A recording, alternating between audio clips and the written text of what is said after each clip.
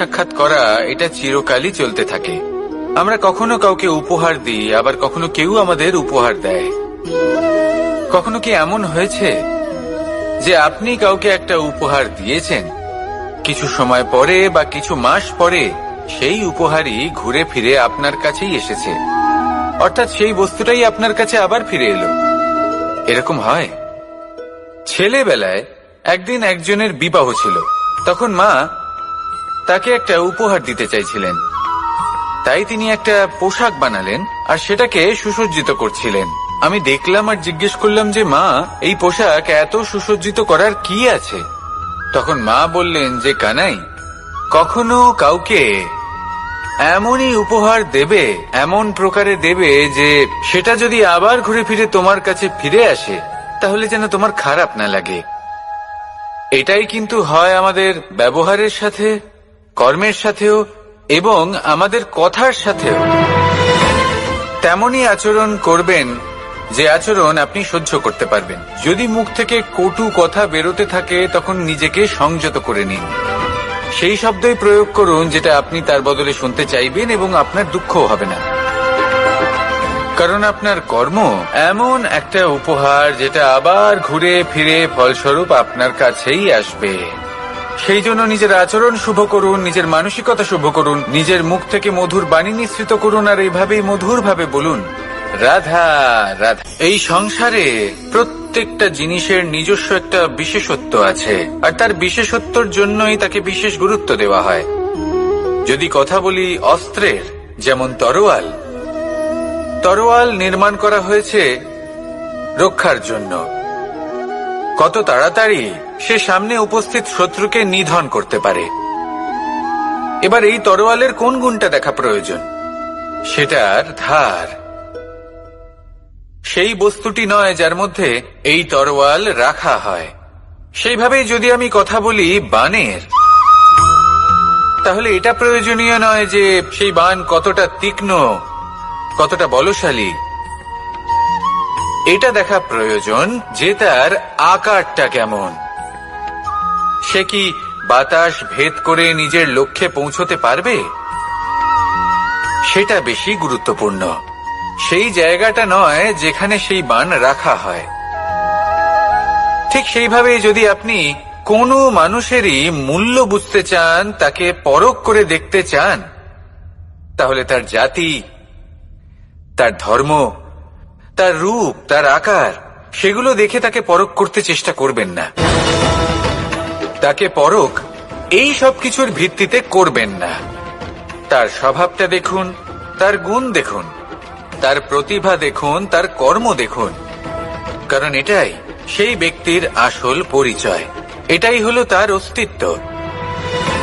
যখনই আপনি কোনো নর্তককে শ্রেষ্ঠ নৃত্য প্রদর্শন করতে দেখেন, তখন আপনি কিন্তু এটা ভাবেন না যে সে কোথা থেকে এসেছে, সে কি খায়, ওর বন্ধু বান্ধব কারা। আপনি তার নৃত্য দেখেন, ওর শিল্প দেখেন, সেটারই প্রশংসা করেন, সেটাকেই সম্মান করেন। সেইভাবে এই সংসারে সকলকে সম্মান করুন। আর এই সম্মানের আধার হওয়া উচিত তার গুণ, তার স্বভাব, তার কর্ম, তার রূপ আর তার বেশভূষা নয়। আসুন আমার সাথে ভালোবেসে বলুন, রাধা রাধা। এই সংসার বলে যে কৃষ্ণ হলো মহাযোগী। কেউ বলে যে কৃষ্ণ হলো সাংখ্য যোগের প্রবর্তক, কেউ বলে ভক্তি যোগের, কেউ বলে জ্ঞান যোগের, কেউ কেউ এটা মনে করেন যে অষ্টাঙ্গ যোগের প্রভু হলাম আমি। কিন্তু এই যোগ আসলে কি? যোগ বিষয়টাকে বোঝা খুব একটা কঠিন নয়, কিন্তু সেই যোগকে নিজের যাপনের অংশ করে তোলা হলো অত্যন্ত কঠিন, আর তার জন্য প্রয়োজন অভ্যাস। যোগ শব্দটার অর্থ হলো যুক্ত করা, আর এটা আমি ছোটবেলায় শিখেছিলাম। যখন আমার মাখন খেতে ইচ্ছে করত আর মা মাখনের সেই হাঁড়িটা ওপরে টাঙিয়ে রাখতেন, তখন আমরা ভাবতাম যে অত দূরে পৌঁছবো কি করে। তখন আমরা যোগের বিষয়ে জানতে পারলাম, আর তখন জানতে পারলাম যে সবথেকে গুরুত্বপূর্ণ যোগ আসলে কি? সহযোগিতা, সাহায্য। আমরা সব সখারা একসাথে জড়ো হতাম, একে অপরের পিঠের ওপর উঠে দাঁড়াতাম, আর তারপর আমরা ওই মাখনের হাঁড়ির কাছে পৌঁছতে পারতাম, আর তারপর আমরা সবাই মিলে সেই মাখন ভাগ করে খেতাম। সহযোগিতা, এটা অত্যন্ত গুরুত্বপূর্ণ। পাণ্ডবরাও মহাভারতে এটাই করেছিলেন। ওনাদের সাথেও কেউ ছিল না। একে অপরকে সাহায্য করে ওনারা অনেক বীরদের একত্রিত করেছিলেন। তারপর অবশেষে মহাভারতের এই মহাযুদ্ধে ওনারা জয়লাভ করেছিলেন। রামায়ণে রাম এবং লক্ষ্মণের সাথে কেউ ছিল না।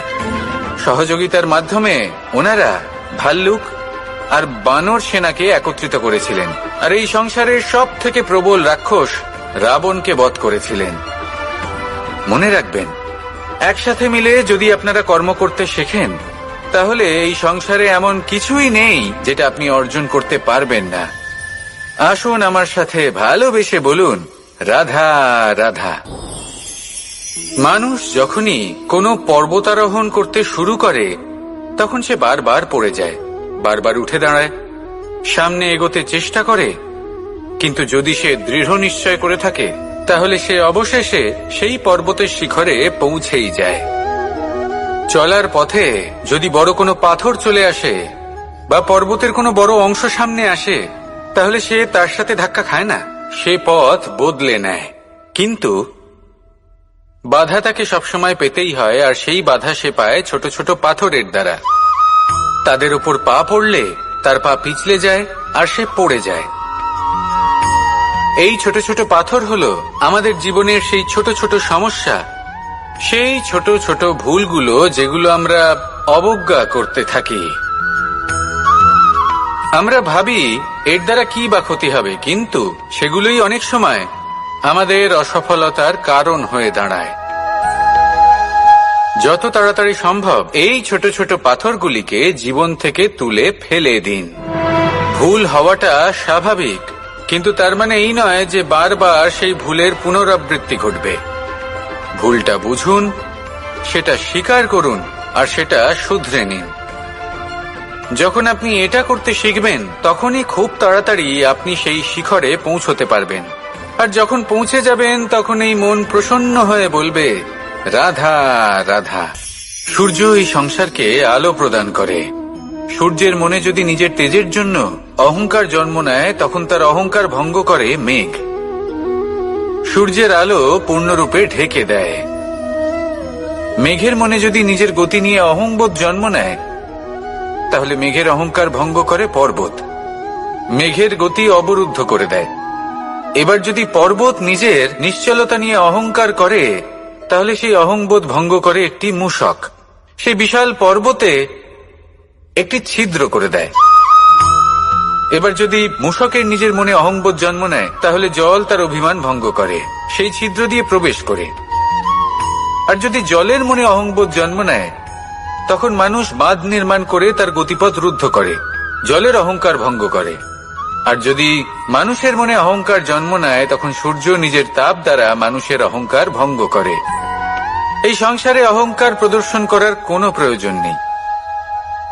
আমাদের সবার মধ্যেই কিছু বিশেষ গুণ আছে, আর সবার মধ্যে কোনো না কোনো দোষও আছে। এই প্রকৃতি আমাদের কি শিক্ষা দেয়? কেউ একে অপরের সাথে লড়াই করে না, একে অপরের জন্য বাধা সৃষ্টি করে না, শুধু নিজের কর্ম করে। সূর্য নিজের প্রকাশ দ্বারা বনস্পতি এবং গাছপালাকে জন্ম দেয়। মেঘ বর্ষা সৃষ্টি করে লুপ্ত হয়ে যায়, আবার নির্মিত হয়।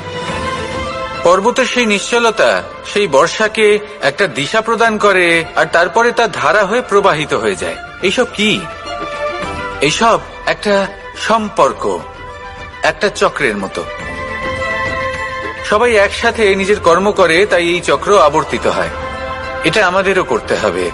একসাথে মিলে কাজ করতে হবে। কারোর জন্য বাধা হয়ে উঠলে হবে না, কাউকে ছোট মনে করলে হবে না। এটাই করতে থাকুন। সবাই মিলেমিশে কর্ম করুন। প্রকৃতি আমাদের এই শিক্ষাই দেয়। আসুন আমার সাথে ভালোবেসে বলুন, রাধা রাধা। আপনি কখনো পলাশ ফুল দেখেছেন? কি সুন্দর দেখতে, লাল রক্তবর্ণ, উজ্জ্বল, কিন্তু এতে কোনো সুগন্ধ নেই। সেই জন্য ওকে শুধু চোখ ভরে দেখতে ইচ্ছে করে। দেখবেন তাকে কিন্তু পুজোতে ব্যবহার করা হয় না, এই ফুল দিয়ে মালা বানানো হয় না। সেরকমই আমাদের জীবনে এমন অনেক ব্যক্তি রয়েছেন যাদেরকে সম্মান অর্জন করতে হয়। যদি আপনি কোনো উচ্চ বংশে জন্ম নিয়ে থাকেন এবং আপনার কাছে সবকিছু থাকে, ধন ঐশ্বর্য থাকে, সবকিছু আপনি আগে থেকেই পেয়ে গেছেন, তাও কিন্তু এই সংসার আপনাকে সম্মান দেবে না। ততক্ষণ পর্যন্ত দেবে না যতক্ষণ না আপনি নিজের অন্তরে গুণ জাগ্রত করছেন, শ্রেষ্ঠ কর্ম করছেন, নিজের অন্তরে ইতিবাচক মনোভাবের এই সুবাস জাগ্রত করছেন। যদি এসব কিছু করেন তাহলেই এই সংসার আপনাকে সম্মান দেবে। এবার এটা আপনার উপরে নির্ভরশীল যে আপনি কি পলাশ ফুলের মতো হতে চান, নাকি অন্য কোনো ফুল হয়ে উঠতে চান যার সুবাস আছে, যে নিজের সুবাস এই সারা পৃথিবীতে ছড়িয়ে দেয়। আসুন আমার সাথে ভালোবেসে বলুন, রাধা রাধা। আপনি কি কখনো জলকে নিজের মুঠোতে ধরে রাখার চেষ্টা করেছেন? চলুন আজ করা যাক।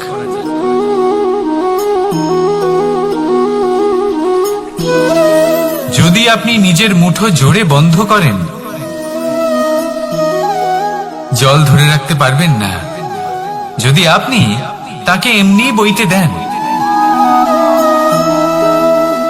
তাহলে ও নিজের পথ নিজেই করে নেবে আর আপনার হাতেও থেকে যাবে। আমাদের জীবনও হলো কিছুটা এরকম, জলের মতো, নিজের পথ নিজেই করে নেয় এই জীবন। প্রত্যেক সমস্যার সমাধান নিজেই করে নেয় এই জীবন। তাই জীবনে যখন কোনো পরিস্থিতি আমাদের প্রতিকূল হয়ে থাকে, কিছুই হয়তো আমরা বুঝতে পারছি না, কিছুই যখন বসে থাকে না, তখন আমরা হতাশ হয়ে পড়ি, নিরাশ হয়ে পড়ি। আর এটাই করা উচিত নয়। শান্ত মনে দেখতে হবে যে এই জীবনে আসলে কি ঘটে চলেছে। কষ্ট সবাই ভোগ করেন, কষ্ট পেলে কেউ রেগে যান, রেগে গিয়ে পরাক্রম দেখান। এটাই তো করা উচিত নয়। শান্ত মনে সেটাই করতে হবে যা জীবন আমাদের শেখাতে চাইছে। জীবন আমাদের সব শিখিয়ে দেবে, শুধু মনে রাখবেন কখন প্রয়াস করতে হবে আর কখন আমাদের প্রতীক্ষা করতে হবে, সেটা আগে আপনাকে বুঝতে হবে। তাহলে আসুন আমার সাথে ভালোবেসে বলুন, রাধা রাধা। বল, শক্তি, পরাক্রম এই সংসারের বিকাশের মূল। কিন্তু কখনো ভেবেছেন যে প্রকৃতি আমাদের এই বল, শক্তি, পরাক্রম কেন দিয়েছেন? যাতে আমরা জীবনে কারোর উদ্ধার করতে পারি, কাউকে সাহায্য করতে পারি, কারোর জন্য ভালো কিছু করতে পারি, কোনো গরিব অসহায় মানুষের জন্য কিছু করতে পারি। এই বল, এই শক্তির সদ্ব্যবহার করতে পারি। কখনো দেখেছেন এমন মানুষ যার কাছে অসীম শক্তি আছে, কিন্তু তার সাথেই অসম্ভব অহংকারও রয়েছে, যিনি নিজেকে সর্বশ্রেষ্ঠ বলে মনে করেন, খারাপ কাজও করেন। আপনি দেখবেন প্রকৃতি এবং মানুষ তাকে ভাঙতে সর্বদা চেষ্টা করেন। মনে রাখবেন, যতই সুবিশাল পর্বত হোক না কেন, তা যদি পথে পড়ে, তাকে ভেঙে পথ প্রশস্ত করা হয়। যদি আপনার কাছে বল থাকে, শক্তি থাকে, পরাক্রম থাকে, তাহলে তার সদ্ব্যবহার করুন, কাউকে সাহায্য করুন, কাউকে রক্ষা করুন। যদি আপনি আপনার শক্তির দুর্ব্যবহার করেন, তাহলে মনে রাখবেন আপনি নিজের বিনাশ নিজেই আমন্ত্রণ করছেন। এবার বল অর্জন করার পরে, শক্তি অর্জন করার পরে, আপনি নিজেকে বিনাশ করতে চান নাকি এই সংসারের উদ্ধার করতে চান? সিদ্ধান্ত আপনার। রাধা রাধা। মানুষ আর ধন, এই দুইয়ের মধ্যে সম্পর্ক খুব ঘনিষ্ঠ। ধন হলো সেই শক্তি যার ব্যবহার মানুষ করে থাকে সাংসারিক বস্তু ক্রয় করার জন্য, নিজের জীবন যাপন করার জন্য। আর মানুষ হলো সেই শক্তি যারা ধনকে গুরুত্বপূর্ণ করে তোলেন। এবার একটা কথা বলি, ব্যবহার করা উচিত ধনকে আর ভালোবাসা উচিত মানুষকে। এটা বেশিরভাগ মানুষই বোঝেন না। মানুষ এখানেই সব থেকে বড় ভুল করে বসেন। তারা ভালোবাসেন ধনকে আর ব্যবহার করেন মানুষকে। এ হলো অনুচিত। দেখুন, আপনি একটা সূচের দ্বারা যুদ্ধ করতে পারবেন না, আর কোনো তলোয়ার দ্বারা বস্ত্র সেলাই করতে পারবেন না, তাই না? কোনটা কিসের জন্য হয় সেটা বোঝা অত্যন্ত জরুরি। আপনিও সঠিক দিকে অগ্রসর হন। মানুষকে ভালোবাসুন আর ধনকে ব্যবহার করুন। যদি আপনি মানুষকে ব্যবহার করেন তাহলে আপনি ভালোবেসে ফেলবেন ধনকে, আর এই ভালোবাসা ধীরে ধীরে পরিণত হবে লোভে, আর ধীরে ধীরে এটা আপনাকে বিনাশ করে দেবে। তাহলে সমস্ত মানুষকে ভালোবাসুন আর এইভাবে ভালোবেসে বলুন, রাধা রাধা। সাফল্য কে না চান? সাফল্য লাভ করার, শিখরে পৌঁছানোর আলাদাই একটা আনন্দ রয়েছে। আর আপনজনদেরও কে না চান? প্রত্যেক মানুষ চান যেন জীবনে তার কোনো আপনজন থাকে, যারা সবসময় তাদের সাথে থাকবে। কারণ আপনজনের সাথেই তো সাফল্যের আনন্দ সব থেকে বেশি পাওয়া যায়। কিন্তু আসলে কি হয়, অনেক সময় সাফল্যের খোঁজে সেই পথে চলতে চলতে আমরা আপনদের থেকে দূরে চলে যাই। না চাইতেও দূরে চলে যেতে হয়, ওনাদের সাথে সময় কাটাতে পারি না। আর আমরা ভুলে যাই যে সাফল্যের আসল আনন্দ আপনজনদের সাথেই পাওয়া যায়। সফল হওয়ার পরে আপনদের সাথে দেখা হলে তাদের চোখে আমাদের জন্য যে আবেগ থাকে, যে সম্মান, যে প্রেম থাকে, সেটাই হলো আসল পুরস্কার। আমরা সেই কথা ভুলে যাই এবং একা হয়ে পড়ি। বেশিরভাগ সময় এটাই হয়। বেশিরভাগ সময় সফল মানুষগুলি একা হয়ে যান। এবার আপনি কি চান? আপনি অসফল হয়ে দিনগুলি একাকিত্বে কাটাতে চান, নাকি সফল হয়ে আপনজনদের সাথে আনন্দে থাকতে চান? সেই সিদ্ধান্ত আপনার। সাফল্যের পেছনে ছুটুন, নিজেকে উজাড় করে দিন, কিন্তু আপনজনদের সঙ্গ ত্যাগ করবেন না। সেই আপনজন যারা আপনার সাফল্যের জন্য দায়ী, সেই আপনজন যিনি আপনার সাফল্যে আনন্দ পান, সুখ লাভ করেন, তাদের কখনো ত্যাগ করবেন না। আসুন আমার সাথে ভালোবেসে বলুন, রাধা রাধা। ভগবান আর ভক্ত যখন একাকার হয়ে যায়, যখন ভক্ত তার ভগবানের প্রতি এবং নিজের জীবনের উদ্দেশ্যের প্রতি সম্পূর্ণরূপে সমর্পিত হয়, তখন জন্ম নেয় ভক্তি। এই সংসারের সমস্ত আশা হয়তো আপনার সঙ্গ ত্যাগ করে দিতে পারে, তখনও ভক্তি সাথে থাকবে। ভক্ত আর ভগবান যখন একাকার হয়ে যায়, তাদের মধ্যে কোনো পার্থক্য থাকে না।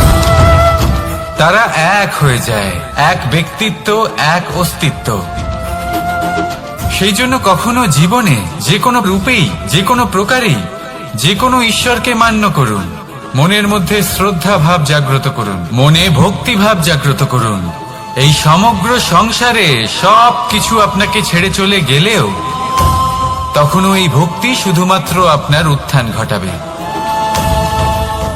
তাই মনে ভক্তি জাগ্রত করুন আর আমার সাথে ভালোবেসে বলুন, রাধা রাধা।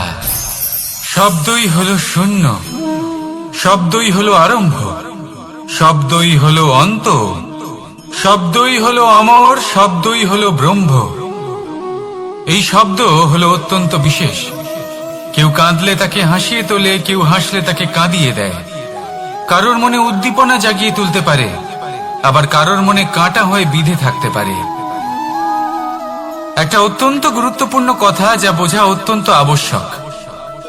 আপনার মন, আপনার হৃদয় যতই শুদ্ধ হোক না কেন, যতই পবিত্র হোক না কেন, আপনার দৃষ্টিভঙ্গি যতই স্পষ্ট হোক না কেন, যদি আপনার কথা পবিত্র না হয়, যদি আপনার শব্দ শুদ্ধ না হয়, তাহলে তা আপনাকে আপনার কর্মফল ভোগ করতে বাধ্য করবেই।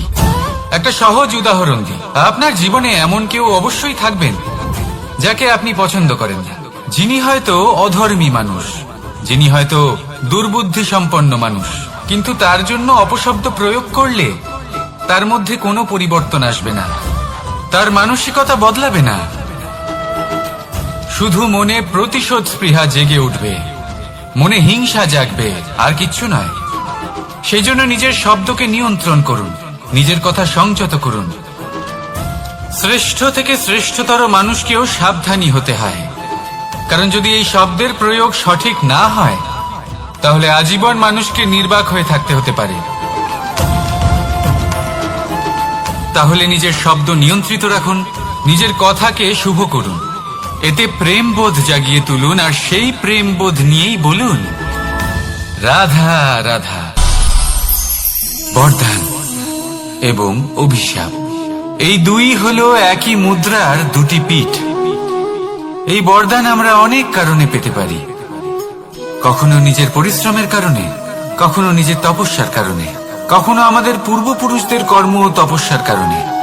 কিন্তু এই বরদান কতক্ষণ বরদান থাকবে তা আমরা নিশ্চিত করতে পারি না, তা সুনিশ্চিত করে শুধুমাত্র আমাদের কর্ম। যদি আপনাকে উদাহরণ দিই, আপনি রেশমের কীট দেখেছেন? ও বরদান পেয়েছে যে ও নিজের সুরক্ষার জন্য খোলস বানাতে পারে। এবারও তাতে এত মত্ত হয়ে যায় যে এমন এক আবরণ বানিয়ে ফেলে যাতে সে নিজেই আবদ্ধ হয়ে চাপা পড়ে মরে যায়। এটার তাৎপর্য কি? তাৎপর্য খুবই সরল। গর্ব করা খুবই ভালো, কিন্তু অহংকার করা কখনোই উচিত নয়। যদি অহংকার মনের মধ্যে প্রবেশ করে তাহলে এই বরদান অভিশাপে পরিণত হতে সময় লাগে না। আর যদি কর্মশ্রেষ্ঠ হয় তাহলে অভিশাপ বরদানে পরিণত হয়। তাহলে আসুন শ্রেষ্ঠ কর্ম করুন আর আমার সাথে ভালোবেসে বলুন রাধা রাধা। সুখ, দুঃখ, মৃত্যু, মহামারী এগুলো কখনো বলে আসে না, আবার জিজ্ঞাসা করেও আসে না। এমনই হয় দ্রুত ক্রীড়ার এই খেলায়। এক কারাগারের মতো, একটা মাকড়সার জালের মতো। যেমন একটা মাকড়সার জাল একটা পোকাকে নিজের দিকে আসতে আকর্ষিত করে নিজের চমকের দ্বারা, নিজের গঠন দ্বারা, সেরকমই দ্রুত ক্রীড়ার এই খেলা মানুষকে নিজের দিকে আসতে প্ররোচিত করে। শেষে গিয়ে মানুষ আটকা পড়ে। পার্থক্য শুধু এটাই, যখন এক পোকা এই জালে জড়িয়ে পড়ে তখন সে তার প্রাণ হারায়। মানুষ যখন এই দ্রুত ক্রীড়ায় আকর্ষিত হয় সে নিজের মান, নিজের ধন সবকিছু হারায়, নিজের বিবেক হারিয়ে ফেলে। কিন্তু আপনি আপনার বিবেক কখনোই হারাবেন না। যদি আপনার মনে লোভ চলে আসে আপনি লোভী হয়ে ওঠেন। যদি আপনি দ্রুত ক্রীড়ার এই খেলায় আটকা পড়েন তাহলে মনে রাখবেন এই খেলা থেকে ফিরে আসা প্রায় অসম্ভবই বলা যায়। নিজের বিবেক কখনো হারাতে দেবেন না, কারণ বিনাশ আসার প্রথম লক্ষণ হলো বিবেকের বোধ চলে যাওয়া। এই প্ররোচনায় কখনো পা দেবেন না। আর আমার সাথে ভালোবেসে বলুন রাধা রাধা। বিজয়, বিজয় লাভের জন্য মানুষ কি না করে থাকে, যে কোনো সম্ভাব্য প্রচেষ্টা করে। কিন্তু নিজের বিজয় লাভের জন্য বাজিতে যা ইচ্ছে তাই রেখে দেওয়া কি উচিত কাজ? কখনোই নয়। নিজের হারানো সম্মান, নিজের হারানো সম্পত্তি, নিজের হারানো অধিকার ফিরে পাওয়ার শুধু একটাই পথ রয়েছে, আর তা হলো পুরুষার্থ, দ্রুত ক্রীড়া নয়। যে মানুষ নিজেই হেরে গেছে, নিজেই নিজের জয়লাভ করার জন্য অন্য কাউকে কিভাবে বাজিতে রাখতে পারে? এ হলো সম্পূর্ণরূপে অনুচিত। অনেক সময় অনেক ধন লাভ করার জন্য, অনেক সম্পত্তি লাভ করার জন্য আমরা নিজের আসল ধন, আমাদের আপনজন, তাদেরকে হারিয়ে ফেলতেও প্রস্তুত হয়ে যাই। এটা একেবারেই উচিত নয়। যত বড়ই সংকট আসুক না কেন আমাদের আপনজনদের আমাদের সাথেই রাখা উচিত। নিজের বিজয়ের জন্য ওনাদের বাজি রাখা ঠিক নয়। এই ভুল কেউ একজন করেছেন, আপনি তা ভুলেও করবেন না। রাধা রাধা। নারী জন্মসূত্রে কারোর কন্যা, ধর্মসূত্রে কারোর পত্নী, আর কর্মসূত্রে কারোর মা। আমাদের মনে এই ছবি আঁকা রয়েছে একজন নারীকে নিয়ে, তাই না? একটা অতুলনীয় ভূমিকা রয়েছে নারীদের আমাদের জীবনে, আর নারী ছাড়া আমরা কিছুই নই। কিন্তু অধিকার, সেখানে আমরা একটা ভুল করে বসি। যখন নারী একজন কন্যা থাকে, যখন সে জন্ম নেয়, তখন তার উপর অধিকার থাকে তার পিতার। আর তারপর যখন বিয়ে হয়ে যায়, তখন তার অস্তিত্বের উপর অধিকার থাকে তার স্বামী। আর যখন তিনি মা হন, তখন নিজেই তিনি জীবনের সমস্ত অধিকার দিয়ে দেন তার সন্তানকে। কিন্তু আমরা কি কখনো এটা ভেবেছি এই জীবন হলো তার নিজের? যে নারী সবার কল্যাণ করছেন, তার জীবনের অধিকারও তার কাছেই থাকা উচিত, তাই না? তার নিজের জীবনের সিদ্ধান্ত সে নিজেই নিতে পারেন, নিজেই নিজের ভাগ্যের রচয়িতা হতে পারেন। আর এর জন্য আমাদের নিজেদের পাল্টাতে হবে, দৃষ্টিভঙ্গি পাল্টাতে হবে। কারণ এই ধারণা সেটা আজ বা কালকের ব্যাপার নয়, এটা ঘটে চলেছে বহু বছর ধরে, আর চলতেই থাকবে যদি আমরা এটা না বদলাই। আর এটা তখনই সম্ভব হবে যখন আমরা নিজেদের মধ্যে পরিবর্তন আনব। তাই আজকের পর থেকে, এই মুহূর্ত থেকে, কোনো নারীর ওপর অকারণ অধিকার স্থাপনের আগে সহস্রবার ভেবে দেখবেন। কারণ যখন নারী নিজের অধিকার কেড়ে নিতে বাধ্য হবেন, তখন শুধু এবং শুধুমাত্র বিনাশই ঘটবে। রাধা রাধা।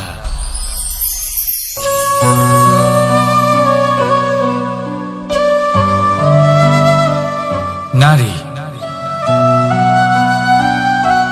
পুরুষরা যাকে নাম দিয়েছেন ত্রিয়া, কেন দিয়েছেন, কে দিয়েছেন, কেউ তা জানে না।